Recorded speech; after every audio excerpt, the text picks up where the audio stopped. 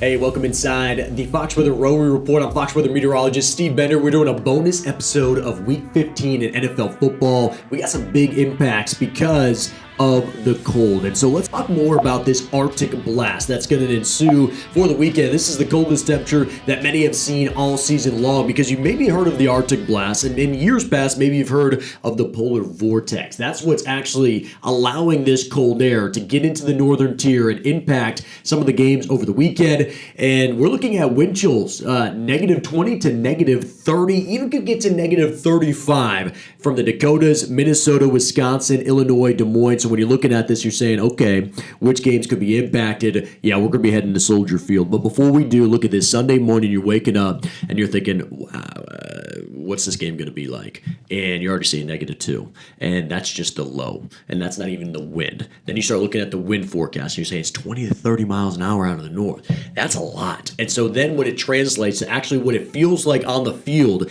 in Soldier Field, negative 19, if not even worse, as this wind just continues on. And they're not alone. You can see how widespread this is going to be. So that's our first stop on the docket here. Soldier Field, Chicago, Sunday, 1 p.m. Now, I know we were talking some Sunday morning. This is Sunday early afternoon. It's not going to warm up. It's just not.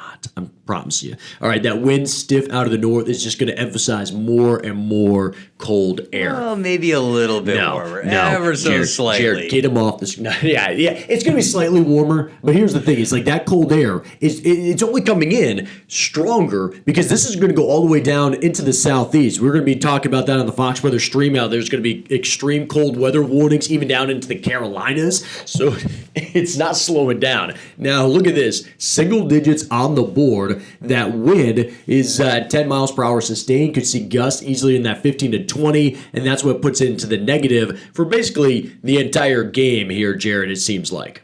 Yeah, the big thing to take note here is how are these passing games going to be affected and how are these running games going to be affected? Historically, your passing performances are worse, especially when you get colder down here. Now, there is ambient wind. It's not like super, super crazy wind-wise where wind alone would destroy it, but the cold temperatures and the wind combining together are going to make it harder for passers. It's just harder to catch the ball. The performance is worse. The thing to note, though, is rushing performance actually gets better. Yeah. When you're weirdly below 10 degrees and lower, rushing performance actually is better than average. So, and then I think, with these teams, obviously when you look at the records, Chicago, they're doing good. They had a tough loss against the Pack, but they still look good. Does that slant towards them? Do they have a better running attack? Because then I also just think of Myles Garrett. I mean, he's an absolute animal. Obviously, he's incredible in the passing game, getting the sacks, getting pressure. But I think even as a dominant force on the defensive line, it makes it really difficult if you want to run the ball. If he knows you're going to run the ball, I think he could be just as disruptive.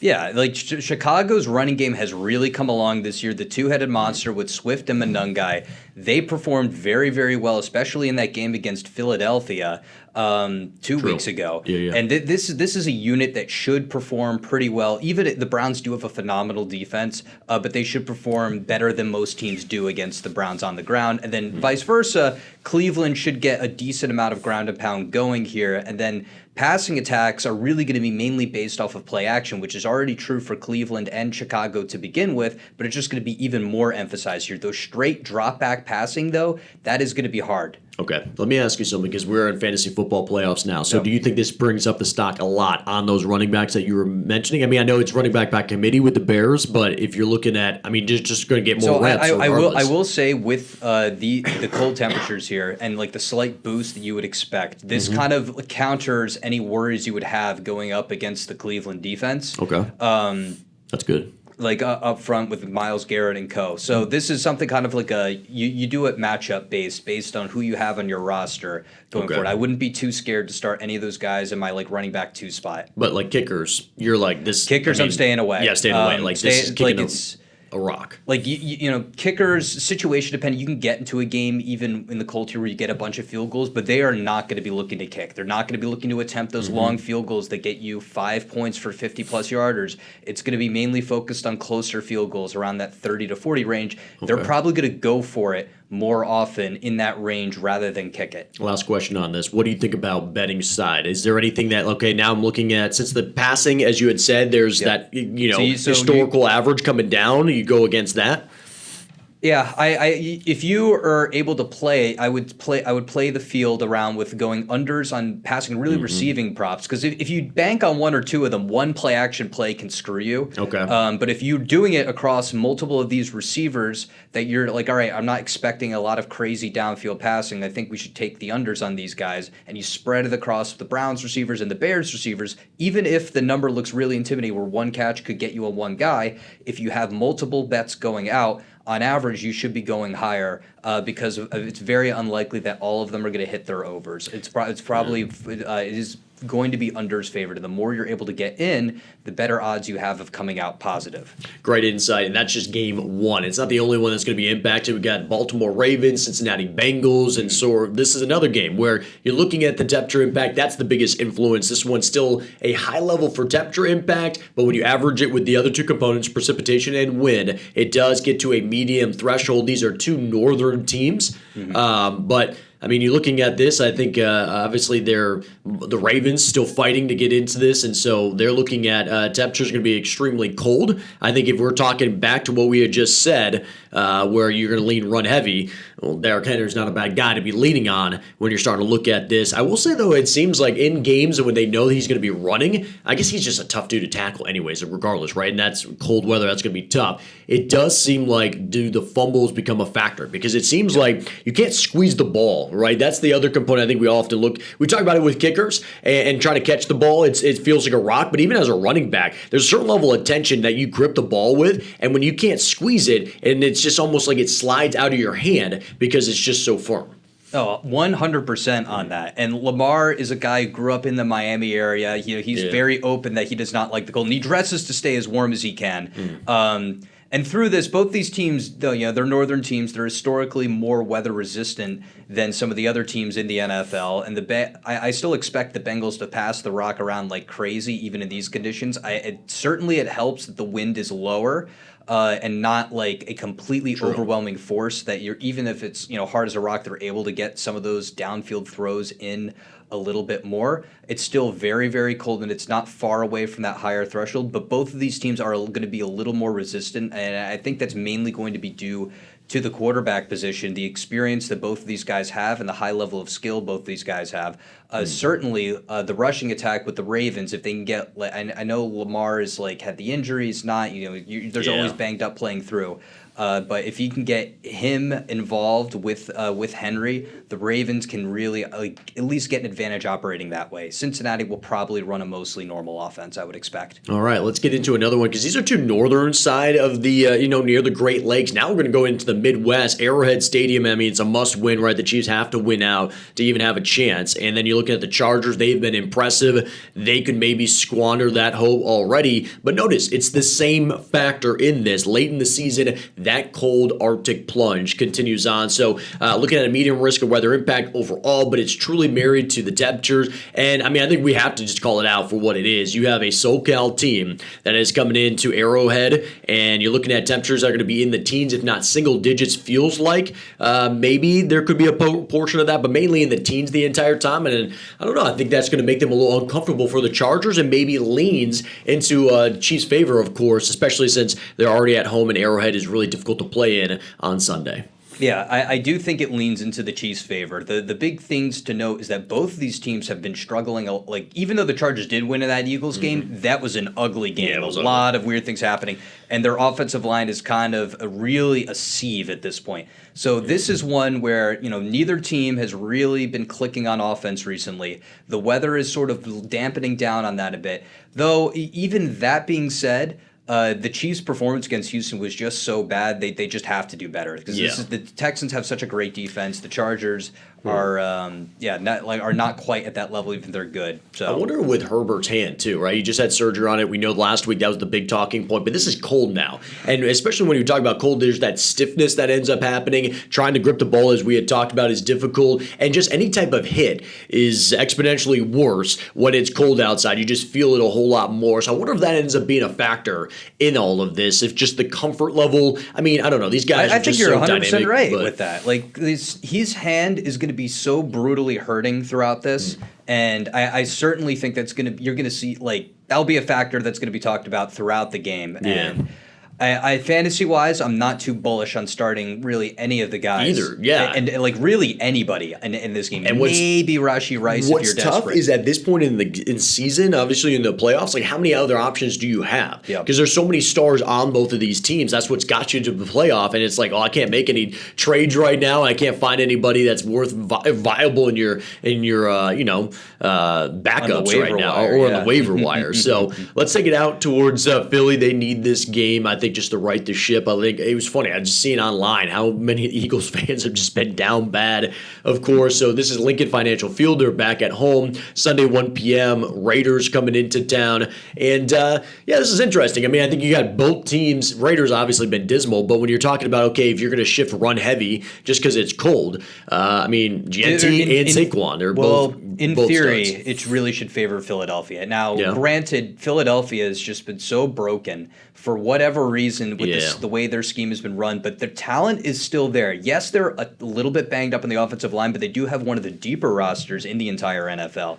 So really, the Eagles is just like, can they get out of their funk? Can they get clicking? Because seemingly their problems are just more outside of the pure talent level that you would expect. It's just more mental at this point. And I mean, when you look at this is actually the bigger win game. This is the biggest win one we've had so far. And so when you're looking at that, you may look at the temperature saying, hey, what are we flinching at? That feels it's really the wind and the feels like that matters. And it's the pure wind. The passing attacks for both teams should be impacted by that. And so I would really expect like a full ground and pound focused attack from both of these teams, and maybe lay down on some of your like Eagles receivers options. And granted, I know a lot of people are hoping for something crazy out of Brock Bowers after the Kyle Pitts show last night, but it really is not super favorable for him. It's not a great defensive matchup, and even though he's in my opinion, the guy you could still start on the Raiders, you just can't expect like a superstar performance. Did you think it was a tutty last night?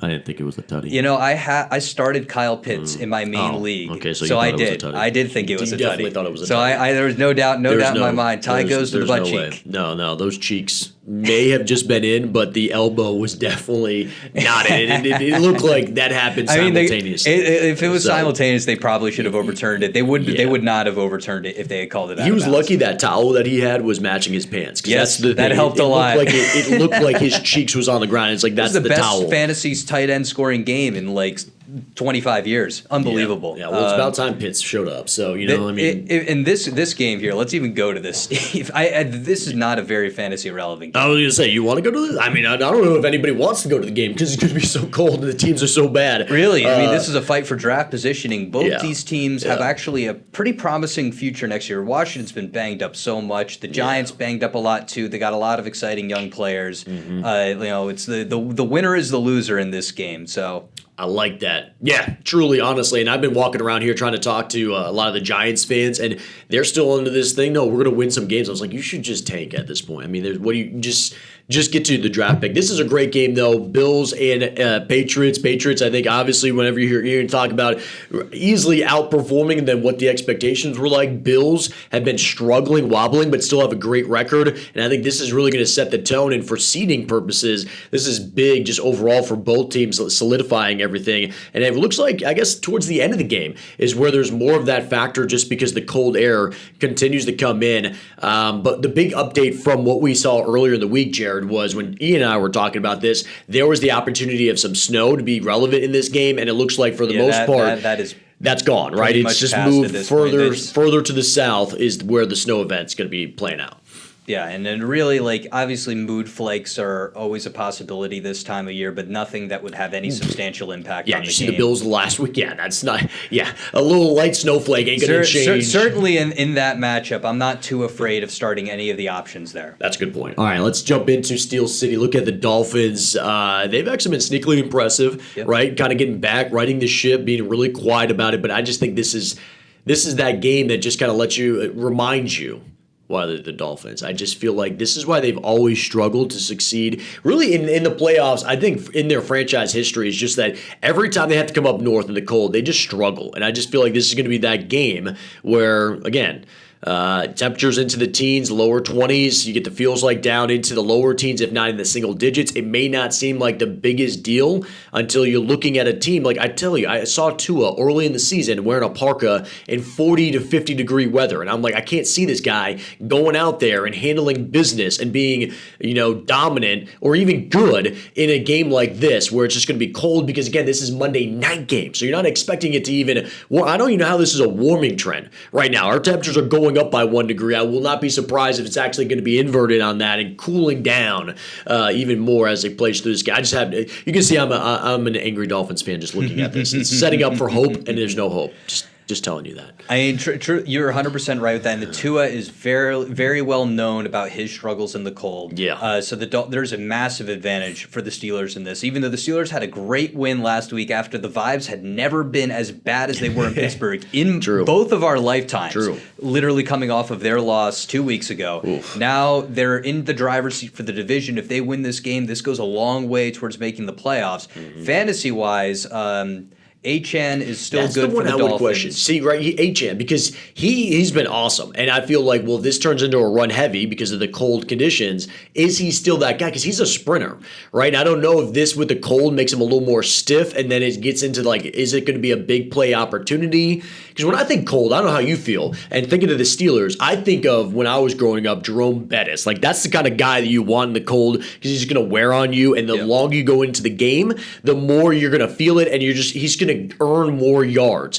Achane is different. He's like that boomer, he's just going to take it to the yard every time, but it's not something that I see happening in the cold. But you're saying you're still confident, of course, having him on fantasy. Yeah, he's such an absolutely outstanding overall player, and even though if the Dolphins' offense is a little bit more limited, I still expect him to get a lot of play. One thing I will say, Steve, I am going to be starting Jalen Waddle this week. I think he's going to have a large enough target share to overcome anything lower from 2. And also, like I started him over Godwin. That was the big one that I did. He had the touchdown, the 2-point conversion, but he didn't have a big yardage total. So I made that gamble. We'll see if that pays off. I think Waddle will get enough receptions. It was tough choosing Godwin because they just had so many weapons. All right, they finally got healthy. Tampa Bay, and it was like you saw Mike Evans just eat up all the yards. That's why Godwin couldn't have any yards or whatever. But yeah, thankfully he got the tutty and the 2-point conversions. Let's take it out west because this has been the biggest story of the week for us on the Fox Weather stream. Atmospheric river after every atmospheric river, all out west.